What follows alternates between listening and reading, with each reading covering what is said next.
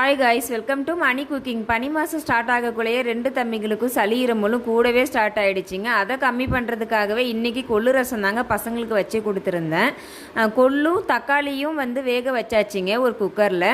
அதோட பார்த்திங்கன்னா மிளகு, சீரகம், காஞ்ச மிளகாய், பூண்டு, அதோட கருவேப்பிலையும் போட்டு இடித்து வச்சாச்சிங்க. வேக வச்ச தக்காளி கூடயே கொஞ்சமாக புளிக்கரைசலையும் இடித்து வச்ச மசாலாயும் சேர்த்து நல்லா கையால் மசிச்சு விட்டுக்கோங்க. அதோட வேக வச்ச கொள்ளு தண்ணியையும் அதோட ஆட் பண்ணிக்கலாங்க. இப்போ ரசத்தை தாளித்து விட்டுடலாங்க. பேனில் ஒரு 2 டீஸ்பூன் சமையல் ஆயில் விட்டுட்டு கூடவே கடுகு, ஒரு 2 வரமிளகாய், சின்ன வெங்காயம் இருந்தால் சேர்த்துக்கோங்க. நான் பெரிய வெங்காயம் தான் சேர்த்துருக்கேன். கூடவே கரைச்சி வச்ச கொள்ளு தண்ணியை ஆட் பண்ணிவிட்டு அதோட மஞ்சத்தூள், பெருங்காயத்தூள், கல்லுப்பு சேர்த்துருங்க.